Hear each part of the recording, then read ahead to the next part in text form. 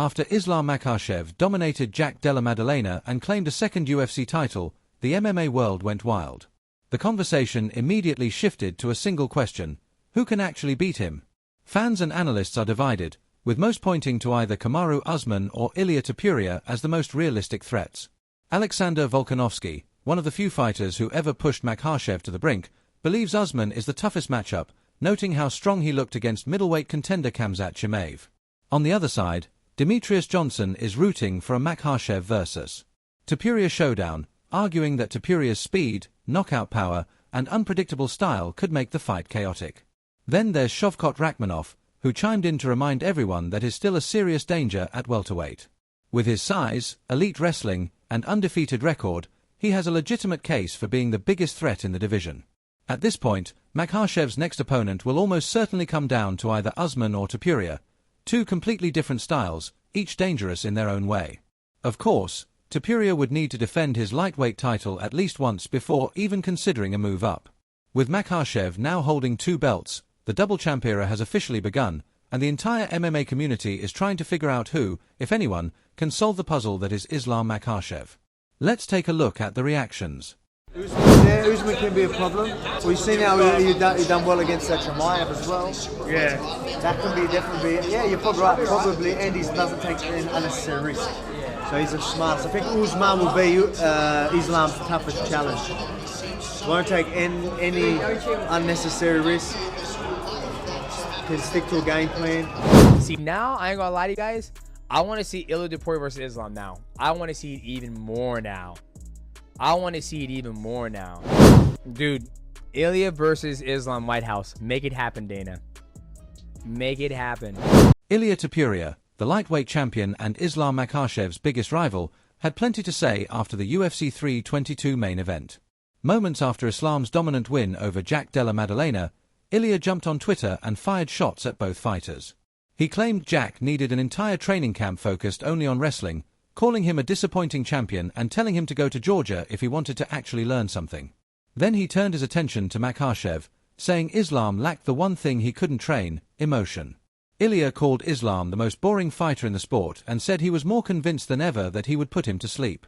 Naturally, reporters asked Islam about Topuria's comments at the post-fight press conference. Makhachev accepted the challenge and sent a warning right back at Ilia. But before addressing that rivalry, Islam also shared his thoughts on the night's welterweight winners, Carlos Prates and Michael Morales. He didn't seem impressed, saying he could do to them exactly what he did to Jack, since they're mainly strikers. Then came the biggest revelation of the evening. Islam's manager, Ali Abdelaziz, publicly stated that Kamaru Usman will be the next title challenger. Abdelaziz explained that Usman is the toughest matchup at 170 pounds and exactly the kind of stylistic test Islam wants, given Kamaru's elite wrestling, championship pedigree, and the magnitude such a fight would carry. Now, here's how Islam responded to Topuria's call-out. I'm gonna defend my belt many times more. Topuria, I don't know if you saw his tweet. He said you're like the most boring fighter in the UFC or something like that. I know you said to ask you about him after the fight at Media Day. Can you give us your full thoughts on a fight with him now? No injury, nothing. I don't feel any pains. I'm ready. Who is gonna be next? Let's do this, and I will make it easy. Me down. Same things everybody say. I'm gonna knock out Islam. It's if I stay, they're gonna knock me out. But I'm gonna try 1 time, 2 times, 3 times. He gonna defend, but I'm gonna still going. I told you guys in the welterweight, I don't think someone can stop my wrestling. Jake's one of the best in this game. You know, one of the hardest opponent. That's why I prepare so hard to make this easy, and this is our plan. Khamzat Chimaev went live right after UFC 322 and reacted immediately to Islam Makhachev's historic win. Although one of Khamzat's biggest ambitions was to become the first Russian fighter to claim titles in 2 divisions, Islam reached that milestone before him. Still, the middleweight champion showed no frustration. He was respectful, congratulated Makhachev and the entire Khabib team, and acknowledged that the moment was a major accomplishment for Russia. Congratulations to you guys for having the first UFC double champion from Russia. 2 weight classes, history made in the UFC. Well done. The guy is a machine. An absolute machine. His rise to double champ status has been very impressive.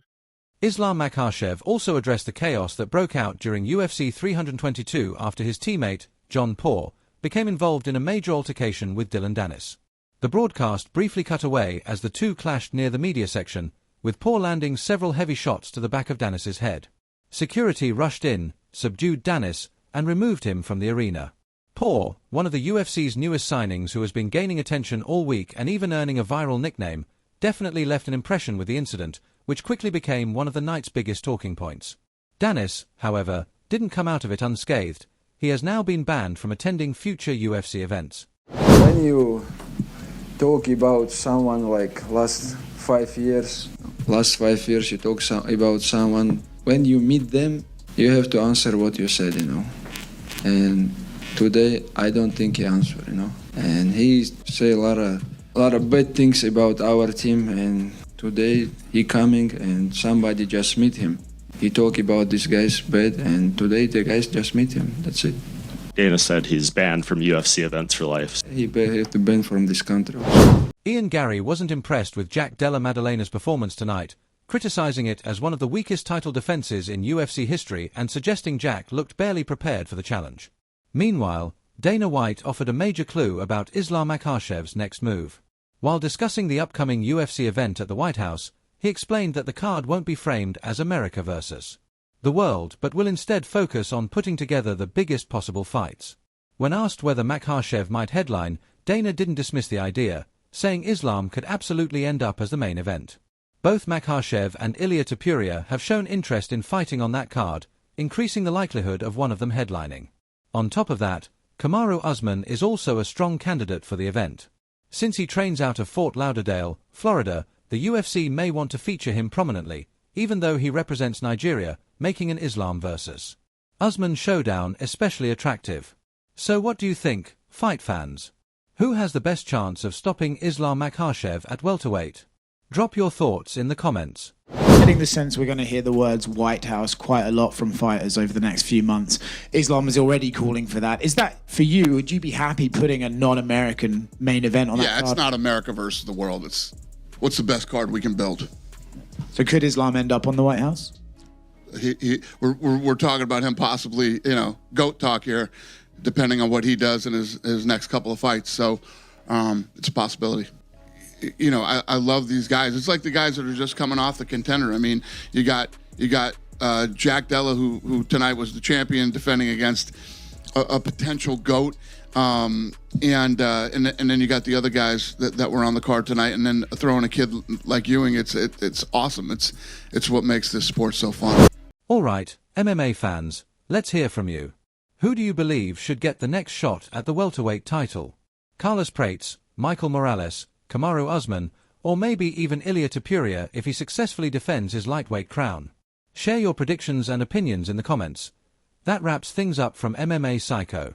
Thanks for tuning in, and don't forget to like the video and subscribe for your daily dose of MMA updates. Comments.